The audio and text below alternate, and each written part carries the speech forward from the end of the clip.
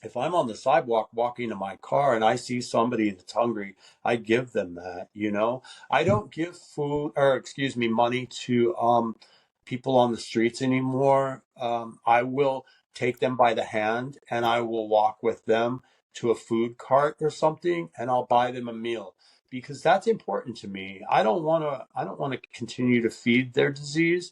I would rather let them eat something because I went hungry for a long time, you know. Welcome to the Aftermath Podcast. This is your host, Dr. Dallas Bragg, a former crystal meth addict, now sobriety coach.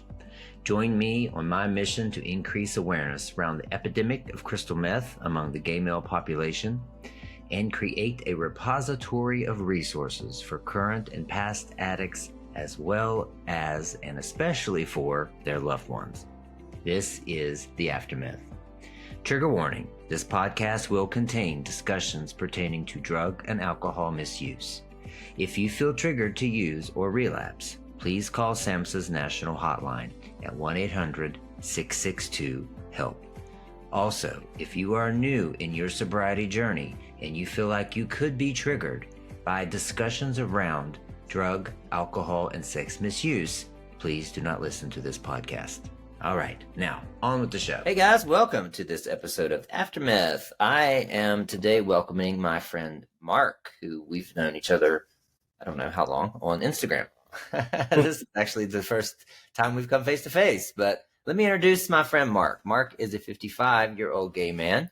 He is the youngest of 6 children. He tragically lost 2 of his siblings to addiction.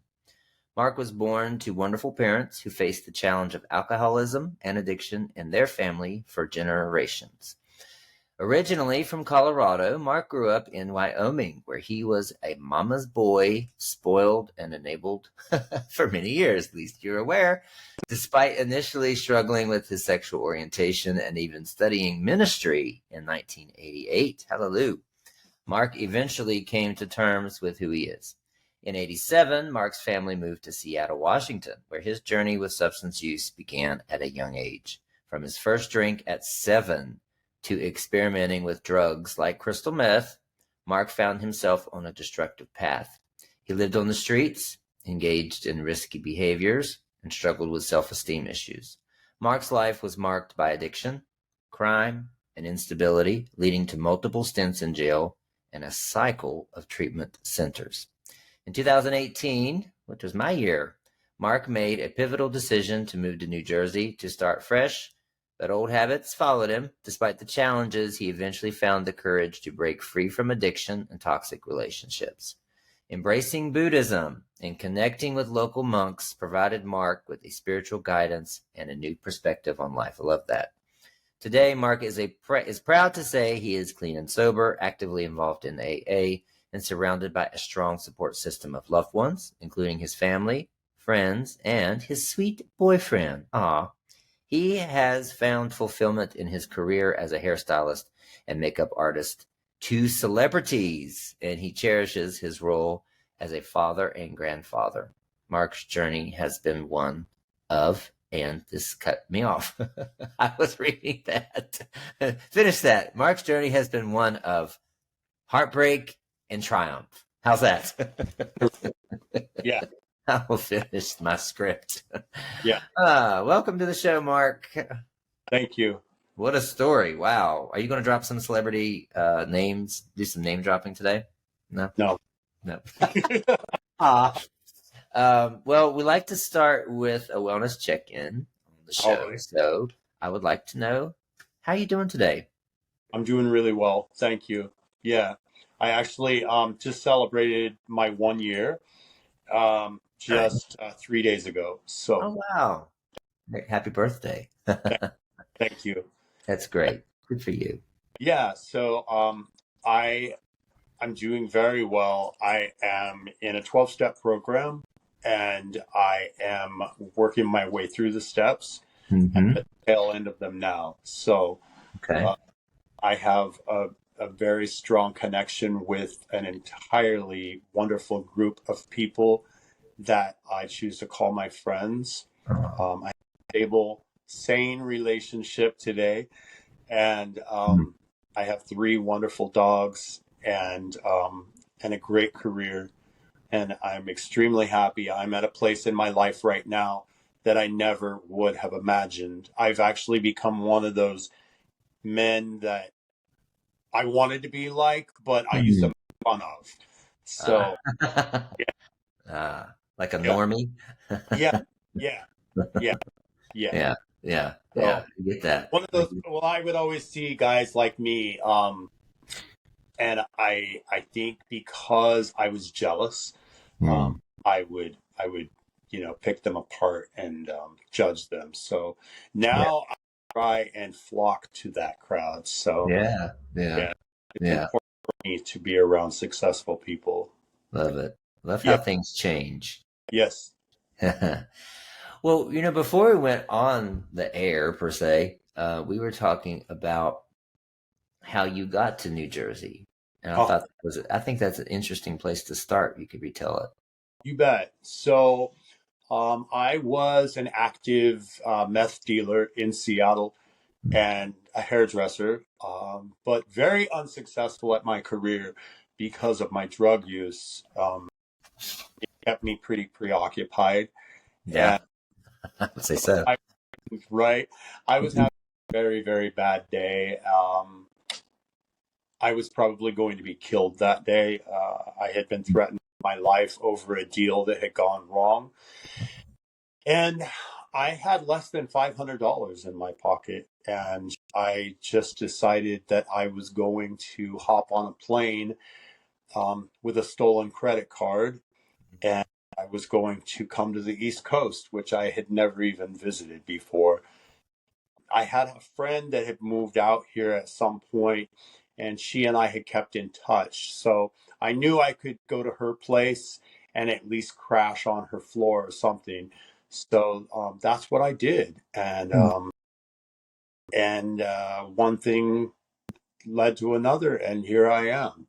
Wow. 6 years later, I did stay in active use once I got here, Mhm. uh, and I had bouts of being clean and then not being clean, then not being clean. And really, it's interesting because my bottom was one that wasn't as painful as a lot of the ones that I had in the past. Hmm. Um, it was just that I became very lonely and I realized that I was doing this on my own.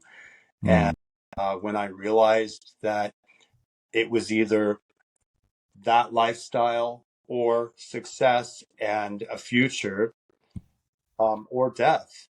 Um, I had to choose the better one. And I'm so glad I did, you Yeah. know? And it has not been hard anymore. Hmm. I feel like it was time and I was ready. So, Wow. yeah, Wow. Lovely. So I want to point out for the listeners too that you fleed the situation, right? You left the situation. right.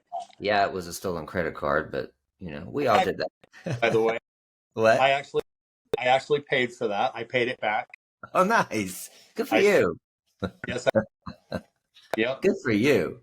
yeah, Um, yeah, I mean, you flee the environment, and sometimes we think we can run from our problems, but like you said, they kind of followed you, right? You yes. kept using. I Um, don't recommend it. I don't. But I needed to get away from a very enabling family in order to grow. So that, Interesting. yeah, that was a really big part of my story.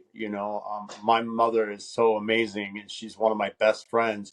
However, she told me at one point in time, when I was, I think, in my third or fourth treatment center, she said, I have to start learning to let go because I'm loving you to death. And Oh my God.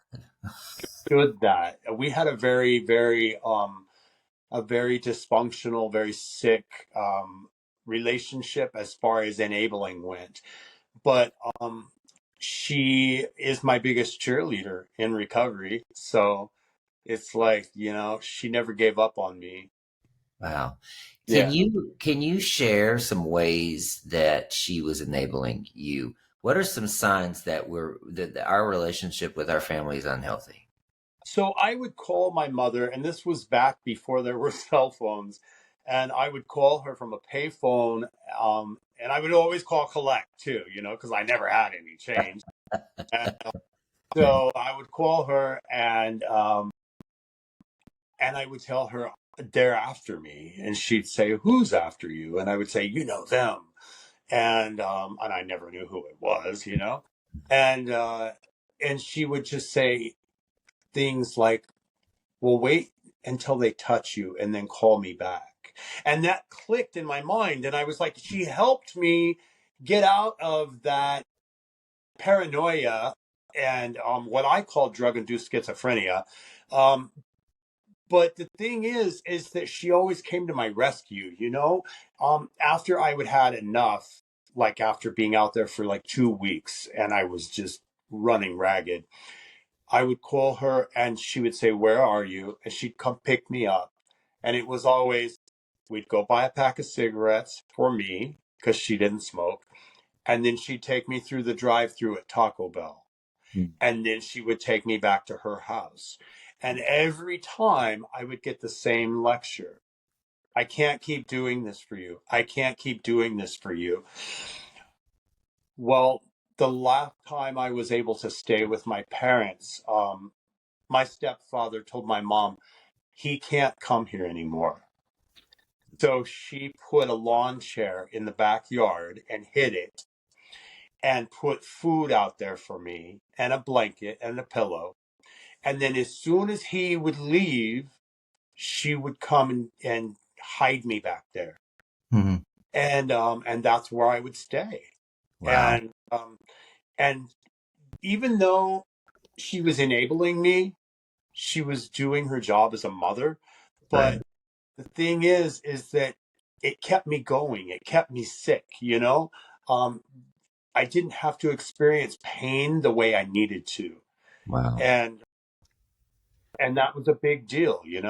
It wasn't until I moved to the East Coast and I had to start experiencing pain the way I needed to that I actually started having some consequences to my actions and choices. Wow. Wow. Yeah. So, in active addiction, you realized that this was unhealthy behavior, and you needed to. Did you consciously say, "I need to escape this to get Yeah. better"? Yes. Yes. Yeah, I did. And I think a lot of that has to do with when I studied ministry, at a younger age. I really believe that like God was preparing me for what was about to happen in my life. And so I carried that relationship with a higher power with me into Mm. my addiction. Mm. So being an addict wasn't much fun for me because I always had this angel over here and this devil over here. Mm. So, and I'm fortunate for that. And in what ways do you think your higher power, this angel, helped you through it? There were a lot of times where I shouldn't have lived, a lot of times where I shouldn't have lived. Like I pulled the car over on the side of the freeway and got out and ran across lanes of traffic Wow. trying to escape from somebody that was in my back seat. And there was nobody in my back seat. Um, um, I had OD'd and got taken to the emergency room on 2 occasions and woke up with my mom and my sister standing over the top of me. My life was just spared a lot. Wow. And I really believe that to this day that it was because I had a higher purpose in life. And one of those is to sit right here with you and talk about this today. Yeah. The other was because my mother is such a strong woman of faith. I believe her prayers kept me alive a lot. Mhm. Yeah. Yeah. Yeah. For sure. Interesting. My goal is to help other gay men escape the terror and the bondage of addiction from meth because I know how sad it is and how sick it is. And to have more self awareness and insight, and to realize and come to an understanding and a level ground that we are all just men, and that we don't need to judge ourselves, Mhm. and that it's not our business what other people think about us. Right. Right. Yeah. So how do you get to that point? I think a lot of letting myself down, Mm. letting myself down. Other people are always going to let me down, but that's okay. Yeah. Um, Yeah. that's life. Yeah. Because if they weren't, then everything would be really easy. And but I've learned to not build expectations around what others, you know, think about me. But letting myself down. When I started allowing myself to just have a taste of what success could be like, I liked that. And Uh, I gave it a chance because I would always be up for like that next promotion or that next gig or whatever. And the night before, I would go out and put a needle in my arm and completely sabotage it. mhm. And something within me was telling me you're not good enough. Something within me was telling me you know how to do torture really bad, but you don't know how to do success. It was very foreign to me and very uncomfortable. So I learned how to live in the discomfort and to be okay with that. And when I started learning how to live in discomfort, it wasn't uncomfortable anymore. And what I realized was other people didn't have such high expectations of me. It was the expectations I had of myself. Right. Yeah. Yeah. Yeah. So what you're saying is, I think, very important for people to hear, in that many men they're not understanding, why is it that when I get my first paycheck in recovery, or when I get my car, or when I get a job offer, that it triggers you and activates you to go completely 180 and dive in and binge into a relapse. Yeah. And what you're saying is, It's a lot of what'd you say? it's a lot of freedom. Freedom. And it's we're uncomfortable with achieving, Yes. Absolutely. right? Yeah. Yes. Hmm. We're comfortable with the we're comfortable with reconciling with what we really believe with ourselves, which is that we're a failure, Right. Right. right?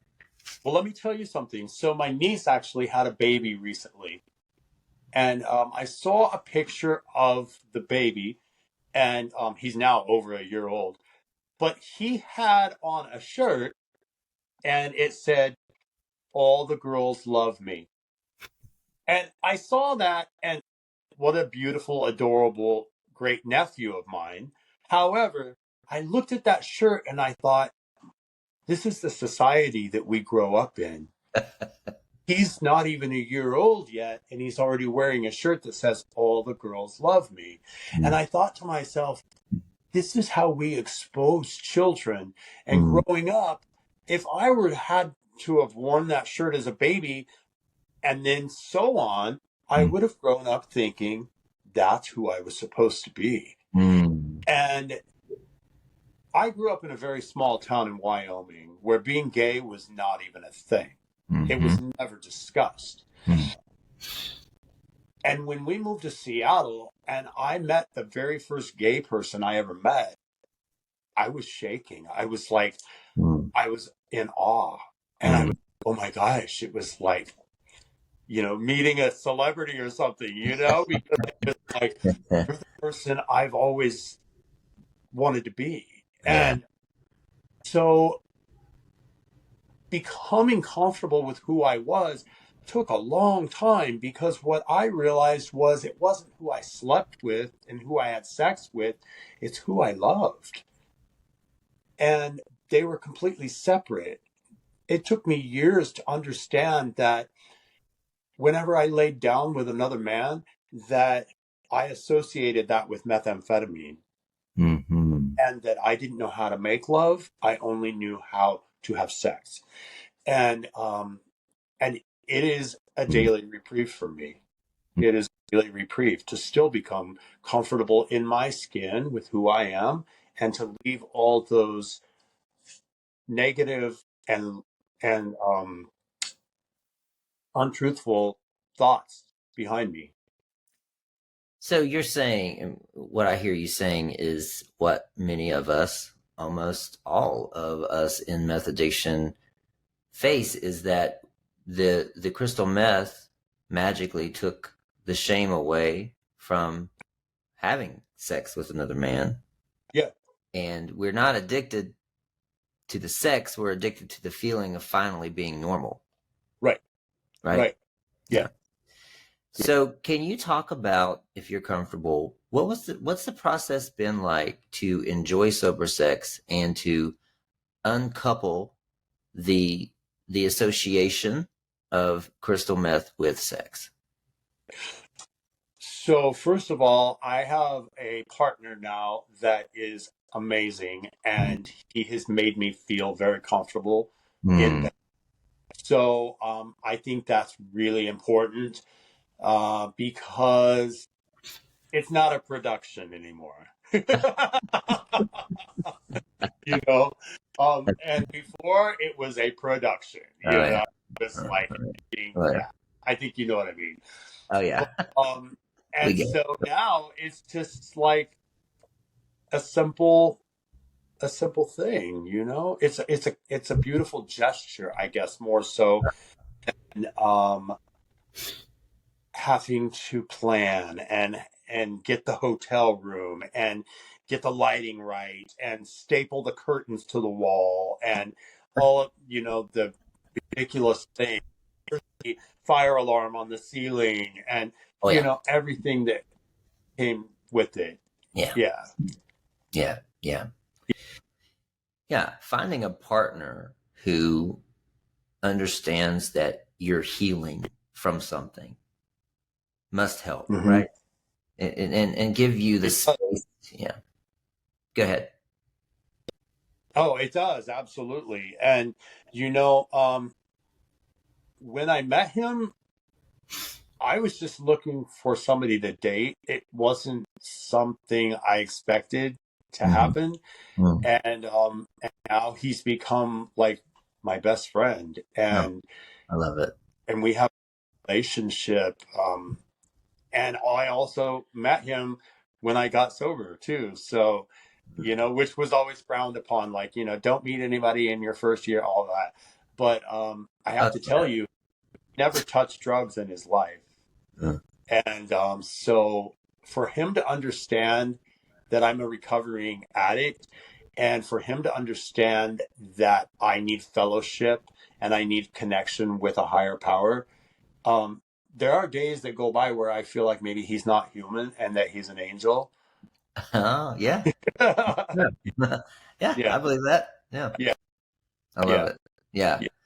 Well, I'm gonna get on my little soapbox for a Oh, second sure. Yeah. and make sure the listeners heard this, is that rules are rules, they're guidelines in some of these programs for a reason. But we have to individually gauge where we are in our sobriety, what's right for us, and what aligns and resonates for our individual needs. And if Mark had have listened to what people were telling him, he could have deflected what has been now a life-changing relationship.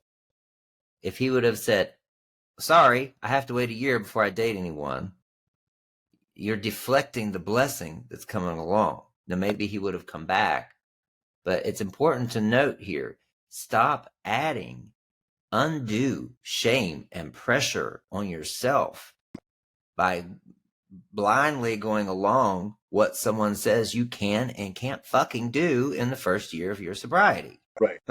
Okay, done. I do 100%. Yeah. Just because somebody said something 50 years ago and it worked for them, it doesn't mean it has to work for you. And that's the way I look at my own recovery. It's my recovery. you know? That's Um, right. so I think that there's a foundation behind every program, Mhm. but it doesn't mean I have to be in that 100% for the rest of my life. I Right. have my own relationship with my own belief system about what my recovery is, and it works for me. That's right. Thank you for saying that. I Yeah, love yeah, that. That's a sound bite for that right there. My recovery. Yeah. yeah. Do you So, care? Actually, my boyfriend needs to walk through the room. Is it okay? yeah, go ahead. Okay, you can go. Oh, now he says no. He could crawl or something. I don't know. No, it's fine. It'll be fine. We could also edit. You're fine. You can walk through. Yeah. That's cute. Um, so I'm putting myself in the listener's shoes here. And in podcast, we talk a lot about how people how people get into the addiction. Yeah. And for the most part, our stories are all aligned almost, right? But I'm interested to know you've got to New Jersey, you had a friend who was your anchor, you get into a program, you meet, how is it that how is it that you switched? What made you quit? And more importantly, you said you're coming up on a year. I did. What were your relapses like? Like, what did you learn from them, and how did you make the best of them? Well, it wasn't that any of it was good. I didn't make the best of anything Okay. because I went from being acceptable to myself and having a job and paying my bills and being responsible into a relapse. And within 24 hours, I was on the streets, mentally ill, trying to sell my body again, chasing the next bag, Mhm. and sitting somewhere in a motel, peeking out the curtains, terrified to go out into the sun within 24 hours. Mhm. Every single time that happened. Mhm. And it only got worse and worse and worse and worse and worse each time that I would relapse. And so I could tell you right now that if I were to pick up and use today, I would lose my job. I would lose my home. I would lose my dogs. I would lose my relationship. Mhm. I would lose everything I have and all the trust that I've built with my family and my loved ones.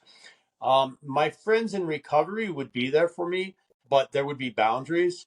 But I'm not willing. I'm not willing to lose all of this. And for that, I have to tell you, there are moments that go by in my life where I do have like a brief craving, I guess you could call it, Mhm. for the feeling or Yeah. for a memory, you know? Mhm. So when euphoria comes back, Mhm. um, I'll be like, oh my God, that was so hot. And then I'll be like, okay, but you remember what happened right after that. Yeah. You know what I mean? Right. And so I play the tape all the way through. Yep. And at the end, there was never a celebration. There was never cake and ice cream or balloons. There was never fireworks. It was always a visit to the hospital or me waking up and wanting to kill myself, Mhm. um, or me being in somebody else's home that I didn't even know, or somebody dropping me off discreetly at the ER and taking off because they didn't want to be responsible for what kind of condition I was in. Mhm. It was never, ever, ever good, Yeah. ever. You know, Yeah. even there were times where I would be out there for so long and I would just be hungry, you know, hungry. And I remember meeting this guy at a soup kitchen just because I wandered in there just for because I was scared to be on the streets during the day. And so I thought I'll just be around these people in here and I'll just fit right in, you know. And I even thought I was worse than them and they were like people that had been living on the streets for years. And I met this guy, and he actually had a car, And so we were going to go and score some more dope. And I got in his car and I was so hungry. And I looked down and there was a little hot sauce packet from Taco Bell on the floorboard. And I looked at it and I picked it up and I opened it and I dripped it on my tongue. And it was the best thing I'd ever tasted. Wow. It That's how hungry I was. Wow. And I just savored that and I just squeezed a little bit more and squeezed it. And it was like I was eating a whole meal, you know. Wow. And I'll never ever forget that. Ever forget that. You know, or being in somebody's home and waking up and being so hungry and going to their refrigerator and they didn't have any food, but there would be like a pickle in a pickle jar and I would like drink all the pickle juice and Mm, feel like I had eaten a whole meal. mm, And I look back on all those times and I was like, I was really sick. yeah. I was really sick. But what that does for me today is it gives me gratitude. It gives me so much gratitude Yeah. because I'm able to go buy groceries today. You Mm, And when I go out to dinner and I have food left over and I take it out with me, if I'm on the sidewalk walking to my car and I see somebody that's hungry, I give them that, you know. I don't give money to people on the streets anymore. I will take them by the hand and I will walk with them to a food cart or something and I'll buy them a meal because that's important to me. I don't want to continue to feed their disease. I would rather let them eat something because I went hungry for a long time, you know. yeah. Yeah, That's touching and amazing. And I want to thank you for sharing that. yeah. And important to what I call it a gratitude anchor, right?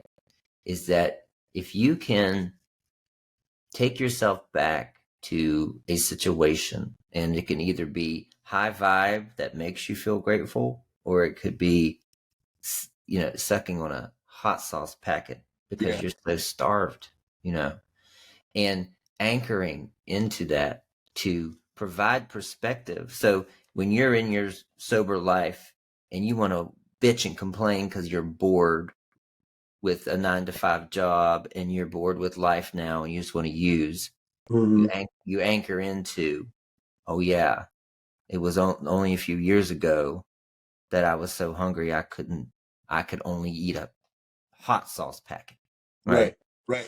Right. And understanding when you have a trigger, it's 3 a.m. and you want to get on Grinder and you're horny Right. and you think, well, I just want to have some hot sex. Yeah. Okay, it's not using chemsex and using Grinder is not the sex, it's all of it. That's right.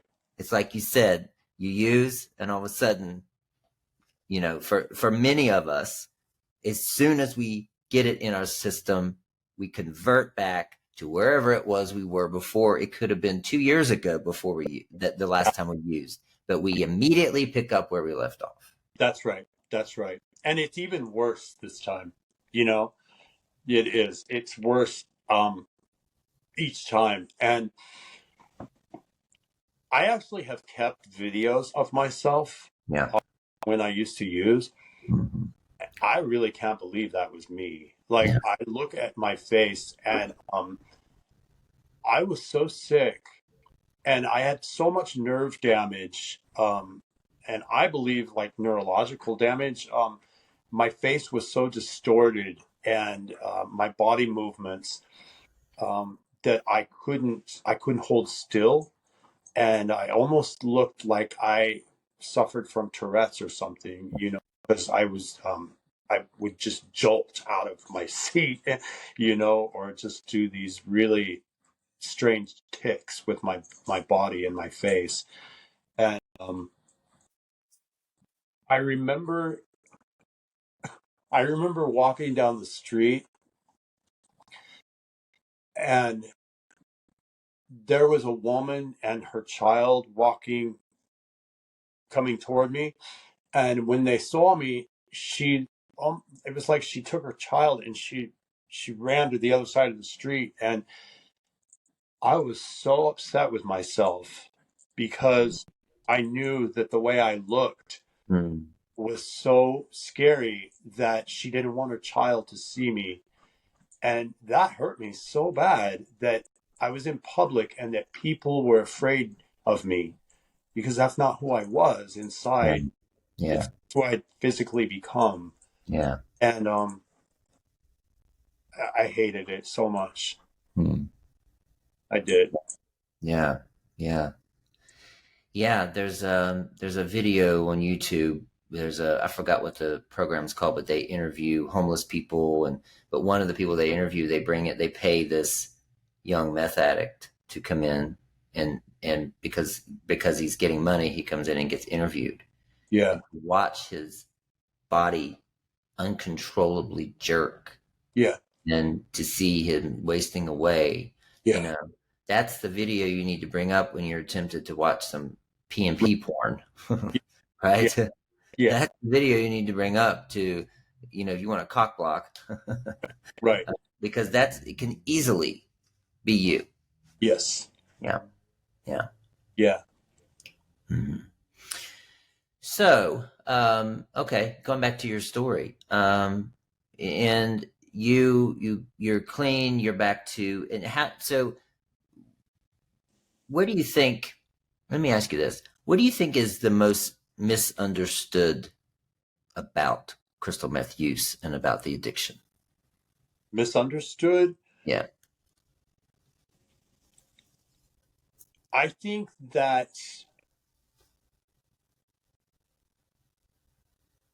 I think that in about the drug itself or about the people using it. Either, both, and yeah. So I think what's misunderstood about it is that we use it as an excuse to party and to be a part of Mm-hmm. and to be in that clique. Mm-hmm. And as you've said before in your own podcasts, you've said that the meth community is of its own. And I 100% believe that. It's set aside completely from other addictions. Um, and there's a myth that it's cool to use Tina, and that it is a party drug, and that it enhances and makes everything better. But the thing is that there's an end to that story, and that story is never told. Um, Yeah. Always, what it can do for you, not what it's going to do to you. And Mm-hmm. Yeah. one of the things that I used to do when somebody would ask me to shoot them up is I would show them my arms first of all, and I would say, I have no veins left, and I can't do this anymore to myself. Is that what you want? And then Mm-hmm. I would tell them really horrible stories about my addiction, and I would tell them, before I do this for you, you have to know that that's what happened to me. And sometimes people would say, no, I don't want to do it. And then other times people would say, yes, I want to. And so I would do it for them. People would offer me money to do it for them and everything. I Yeah. told, yeah. Um, I used to justify in my mind that, well, at least I'm doing it for them and it's not somebody else that could hurt them. But I was hurting them, Yeah. um, Yeah. just Yeah. in a different. Yeah. Yeah. I know I don't really understand the question of the way it's misunderstood. Oh, well, you've answered it. I Okay, all right, yeah. No, There's I there's like no you. way Yeah. there's no way of really there's no way of really saying that um there's anything positive that comes of it. I've met people, and strangely enough, it's really strange. I used to get really angry when I would walk into somebody's home, and I was there to score, and I was also there to get laid. And I'd get there, and there would be like a female there, and I'd be like, "What is she doing here? Yeah. Like, why is she here? Yeah. Go." You know what I mean? Like, yeah, because if there was nothing worse in the world, it was having a female present when I Yeah. was trying to get high. And because it didn't affect them the same way. And they want to sit and do crossword puzzles, or they want me to do their Yeah. hair. The adult coloring book. And I'm yeah, or adult coloring books, yeah, with the gel pens that I used to go shoplift for my dealer's wife. Yeah, all of that. Yes. And, God. and I hated that so much, and I was just like, can she leave? You Yeah. know, like but then on the other hand, I'm a good human, so I'm trying to like be nice to her, you know, because it's my Yeah. dealer's wife. Yeah. Right. Exactly. Yeah. Good thing. See, that's something very misunderstood about the drug. Yeah. Well, Yeah. she would never know that her husband and I would always have sex, you know, but it's yeah. Yeah. Right. That was the other twisted part of life, you know. It was like I think at one point in time in my addiction, I had sex with more straight men than I had gay men. Yeah. Yeah. Because yeah. Yeah. So perfect. That's something that mostly people aren't understanding, is that with this drug, straight men, suddenly aren't so straight, right? Right. There's a subset of men out there who are carrying around guilt and shame about what they did on meth. Yeah. Yeah. Because they're living a straight life now. Right. Men were their fetish on the drug. Yeah. Yes. They're out there suffering too. And there's a subject that I want to address on the podcast at some point. Well, and there were treatment centers that I would go through, and guys would sit in these groups, and I at first I would be like, he's so mean to me, he hates me, he's so homophobic, and then it clicked in my mind. I'm like, oh, he's afraid of me. Yes. Because he had sex with other guys while he was high, and you know that by the time I would leave those treatment centers, those were my closest friends. Because I wanted nothing from them. And we would build a camaraderie, and we were able to hug, and we were able to like chill at night together and everything. I didn't want sex from them. And I'm so grateful that I became that gay guy that they became comfortable with themselves through, because I believe that that's a big part of this community. Is just because you go out and suck a dick while you're high doesn't make you gay. Right. Exactly. You know what I mean? And society thinks that, oh, well, he takes it up the ass, he must be a fag. No, that's not it at all. You know what I mean? Like, come on. Yeah. Like you said, that's for a whole other podcast. Definitely. Yeah. It's a good topic. Yeah. Thank you for bringing it up. Yeah. So in your sobriety journey, you had mentioned AA before. What experiences have you had? What works best for you in terms of a healing modality? I found my spiritual foundation in that program. I do. I've been in other programs, and I have gone to CMA and I've gone to NA. And the thing is that I don't find that a lot of behavior changes in other programs.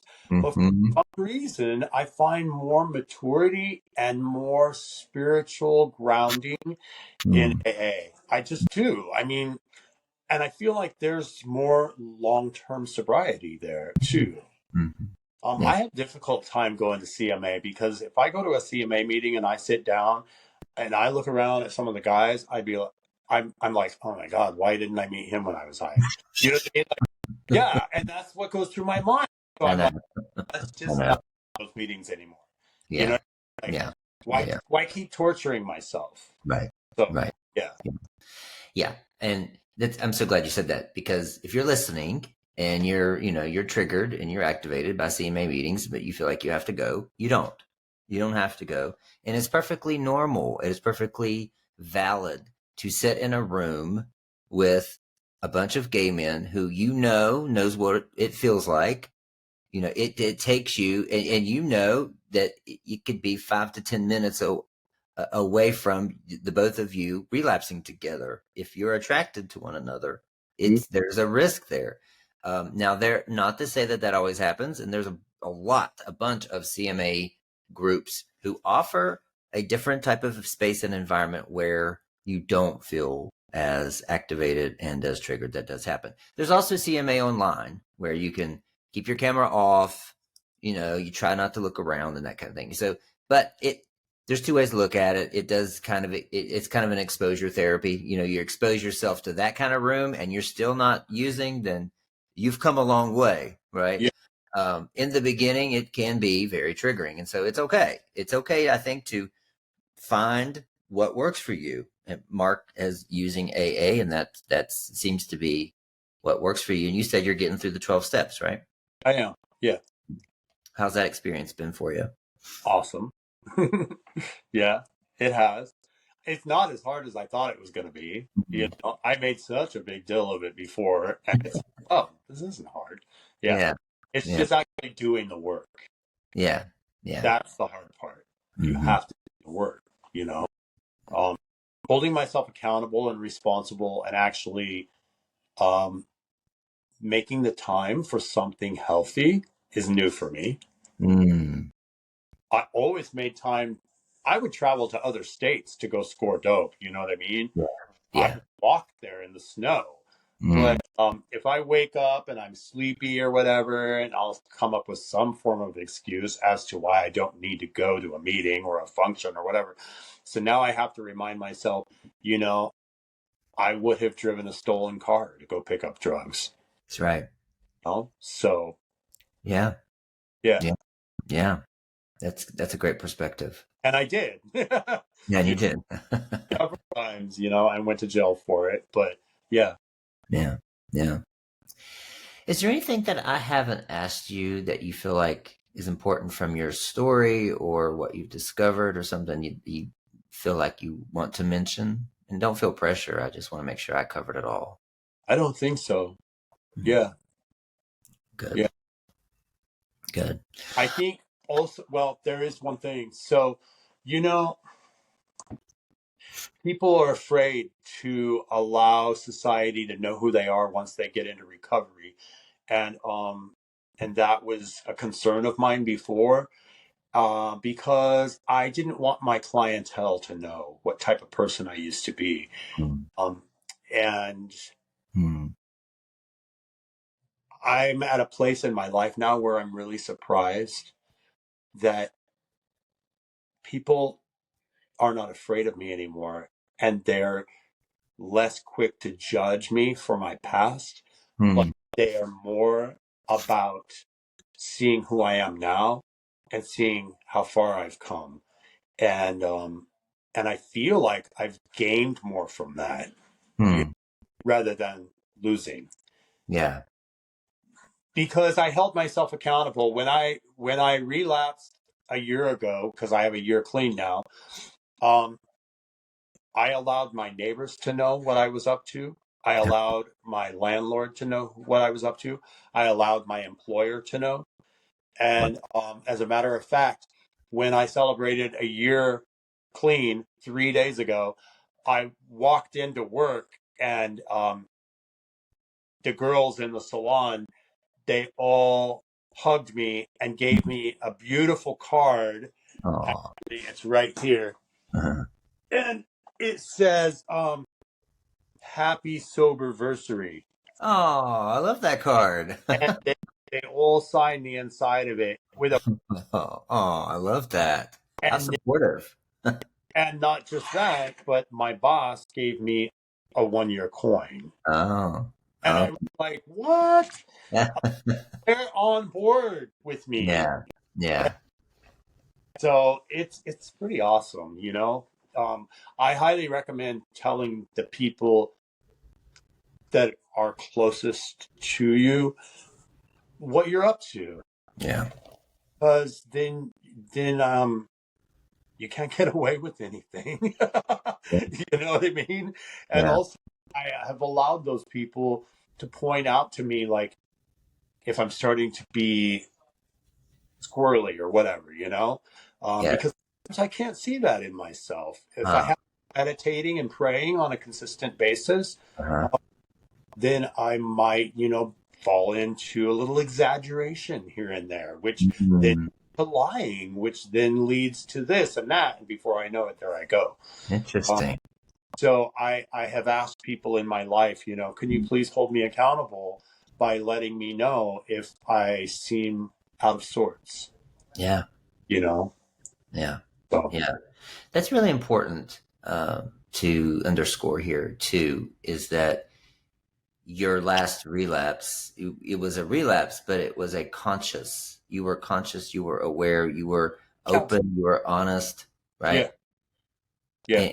And many of us, we fear admitting to people that, that we fear of letting them down. We fear of seeming weak or, whatever, or even more of a failure.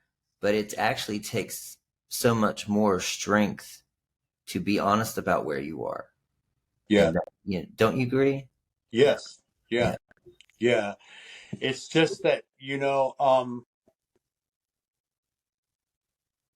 I had never really truly been alone, even though I was alone for a long time in my life, at certain times. And I could be in a room full of 100 people and be extremely alone. And that's where I was at when I relapsed the last time. I had everything, but I had nothing. Yeah. When I went into this last treatment center, I have to tell you, there were so many people that were sitting there, and they were like, I'm so afraid to get out of here because I have a lot of friends, but they all use. And I said, well, I shared with them, I said, it's really interesting because when I get out of here, I have to call my cleaning lady. And I have to, my life was totally different than theirs. Yeah. Like, Yeah. it's like they Wow. had no and go. And here, my biggest worry was calling my cleaning lady, And so it's like the different levels of perception of life are so bizarre to me, Like my pain and my bottom was completely different than somebody else's. And today, I hang out with people that were, robbers and murders and this and that, and it's like it's some of my closest friends, but we've all changed. We've Yeah. all and yeah, Yeah. life's now. Yeah, I love that. yeah, I and love. my son's in recovery now too. What'd you say? My son is now in recovery. Oh, okay. Yeah, yeah, Nice. yeah. And okay. Does he live close to you? Or He lives in Seattle. okay. Okay. Yeah, So, yeah, yeah. yep. Yeah, that's a whole segment of your life we didn't cover. I know. Yeah, yeah, We'll have to yeah. come back We because will. there's a Yeah. whole other subject here, and that is the guilt you carry as a parent addict. That is totally for another time because that story is a sad but beautiful story. Wow. Yeah. Yeah. Well, please come back because I have thoroughly enjoyed this All right. conversation. So So much. yes, a lot. Very much. And thank you for coming on. Thank you for sharing that. And I know this is going to help many, I many. hope it does. I hope that was the whole point behind it, is that I want to help other guys recover from meth addiction. It's Yeah. yeah. Yeah. So if you're listening and this has helped you, comment below in the show notes, comment in the YouTube notes. What was your takeaway? What did you gain from this? What would you add? We want to hear your comments. Or if you want to talk about the episode, we do have a Facebook group. It's called The Aftermath, where we can discuss not only the podcast, but any other questions or problems you might be going through. If you're a loved one of a meth addict, that's a place for you to come and get support as well. We also have a Discord server. It's called the Aftermath Community. We have a website. Guess what it's called? Aftermath.net. At the aftermath.net, there's also places where you can fill out anonymous surveys if you want to anonymously contribute your thoughts, your questions. You want to share something to get it off your chest that's been bothering you.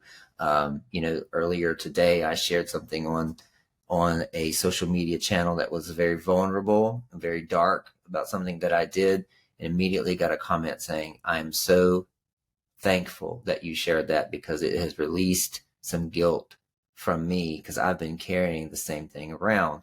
And that's what happens. Sometimes when you get something off your chest, it actually gets something off someone else's chest inadvertently. So you're indirectly healing. So on the website, you can check out all the different surveys and places where you can ask questions or share. Other than that, what am I missing? I think that's it. Thank you for being here today, and we will see you next time.